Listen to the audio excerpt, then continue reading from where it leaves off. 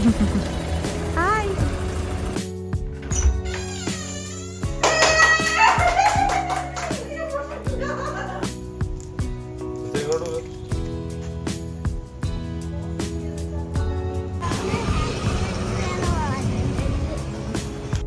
Hey guys, welcome back to our YouTube channel.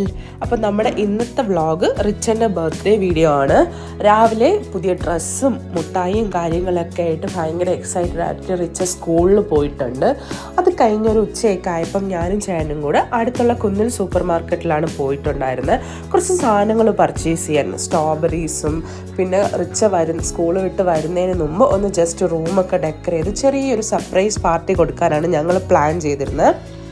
കുറച്ച് ബലൂണും colour പേപ്പേഴ്സും ഒക്കെ അവിടെ നിന്ന് കളക്ട് ചെയ്തിട്ട് തിരിച്ച് വരുന്ന വഴിക്ക് കാരക്ക മണ്ഡപത്തു നിന്ന് ABC കേക്ക്സ് എന്ന് പറഞ്ഞൊരു കടയുണ്ട്. അവിടെ നിന്നൊരു സാധാ ടെൻഡർ കോക്കനട്ടിൻ്റെ ഒരു കേക്കും കൂടെ പർച്ചേസ് ചെയ്തിട്ടുണ്ടായിരുന്നു. അങ്ങനെ വീട്ടിലെത്തി ഫുഡൊക്കെ കഴിച്ചതിന് ശേഷം നമ്മൾ പരിപാടിയിലേക്ക് സ്റ്റാർട്ട് ചെയ്തിട്ടുണ്ടായിരുന്നു.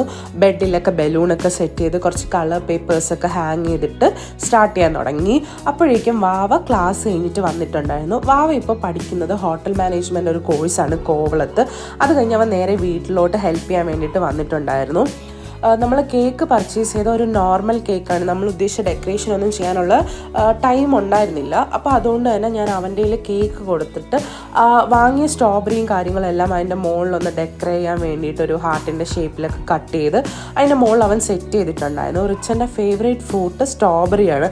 അപ്പോൾ കുറച്ചുകൂടെ ഒന്ന് അവളെ ഹാപ്പി ആക്കാൻ വേണ്ടിയിട്ട് അങ്ങനെ തന്നെ ചെയ്യാൻ വിചാരിച്ചാണ് ഞങ്ങൾ അതും കൂടെ എക്സ്ട്രാ ആഡ് ചെയ്തത്. ബാവ അവിടെ കേക്ക് സെറ്റ് ചെയ്യുന്ന സമയം കൊണ്ട് നമ്മൾ ബാക്കി റൂമിലുള്ള ഡെക്കറേഷനൊക്കെ സെറ്റാക്കാമെന്ന് വിചാരിച്ചു. നമ്മൾ റിച്ചിന് വേണ്ടിയിട്ടൊരു ഗിഫ്റ്റ് നേരത്തെ തന്നെ വാങ്ങി വെച്ചിട്ടുണ്ടായിരുന്നു. ഒരു ഹെൽമെറ്റാണ് പർച്ചേസ് ചെയ്ത് വെച്ചിരുന്നത്. കാരണം ഇനി എന്തായാലും 2 വീലറിലൊക്കെ പോകുന്ന സമയത്ത് ഹെൽമെറ്റിൻ്റെ ആവശ്യമുണ്ടല്ലോ. അപ്പോൾ അതുകൊണ്ട് തന്നെ അതായിരിക്കും ഒരു ബെസ്റ്റ് ചോയ്സ് ആയിട്ട് ഞങ്ങൾക്ക് തോന്നിയതുകൊണ്ട് അത് തന്നെ ഞങ്ങൾ സെറ്റാക്കി വെച്ചിട്ടുണ്ടായിരുന്നു. അതൊക്കെ റാപ്പ് ചെയ്ത് ബലൂൺസിൻ്റെ ആയിട്ട് എല്ലാം ബെഡിൽ തന്നെ സെറ്റ് ചെയ്ത് വെച്ചിട്ടുണ്ടായിരുന്നു. അത് കഴിഞ്ഞ് ഞാനും വാവയും കൂടെ പോയി റിച്ചനെ വിളിക്കാൻ പോയി. നമ്മുടെ വീട്ടിൻ്റെ അവിടെ നിന്ന് കുറച്ച് താഴെയായിട്ടാണ് ബസ് വരുന്നത്. അങ്ങനെ റിച്ചനെ വിളിച്ച് വീട്ടിൽ വന്നപ്പോഴേക്കും അമ്മ എത്തിയിട്ടുണ്ടായിരുന്നു. റിച്ച് അത്യാവശ്യം സ്കൂളിൽ പോയതിൻ്റെ ടയർഡൊക്കെ ആയിരുന്നു. എങ്കിലും നമ്മൾ മുഖമൊക്കെ ഒന്ന് ഫ്രഷ് ആക്കി മുടിയൊക്കെ കെട്ടിയിട്ട് ഫോട്ടോ എടുക്കാമെന്നൊക്കെ പറഞ്ഞ് സെറ്റ് ചെയ്തതിന് ശേഷമാണ് നമ്മളിത് റിവീൽ ചെയ്യുന്നത്. ഇത് കണ്ടതും റിച്ച ഒന്ന് സ്റ്റക്കായി ഭയങ്കര ഹാപ്പി ആയിരുന്നു സത്യത്തിൽ അവൾ. പിന്നെ കുഞ്ഞുങ്ങൾക്ക് ഇങ്ങനത്തെ സംഭവങ്ങളാണല്ലോ കൂടുതലും താല്പര്യം, ബലൂൺസും കേക്ക്സും. റിച്ചന് അങ്ങനത്തെ സംഭവങ്ങൾ ഭയങ്കര ഇഷ്ടമായതുകൊണ്ടാണ് നമ്മൾ ഇങ്ങനെ തന്നെ സെറ്റ് ചെയ്തതും. അവൾ ഫസ്റ്റ് സംഭവം കേക്ക് കാണുന്നുണ്ടായിരുന്നില്ല. ഈ ബലൂൺസ് കാര്യങ്ങൾ നോക്കുന്നതിന് ശേഷം ഗിഫ്റ്റ് കണ്ടു ബെഡിലായതുകൊണ്ട്. പക്ഷെ തിരിഞ്ഞു നോക്കാത്തതുകൊണ്ട് തന്നെ കേക്ക് കാണുന്നില്ലായിരുന്നു. പിന്നെ നമ്മൾ വിളിച്ച് കേക്ക് ഉണ്ടെന്ന് പറഞ്ഞപ്പോഴാണ് കേക്ക് കാര്യങ്ങളൊക്കെ കണ്ടു. അതൊക്കെ എടുത്തു വെച്ച് നമ്മൾ കട്ട് ചെയ്യാൻ തുടങ്ങിയത്.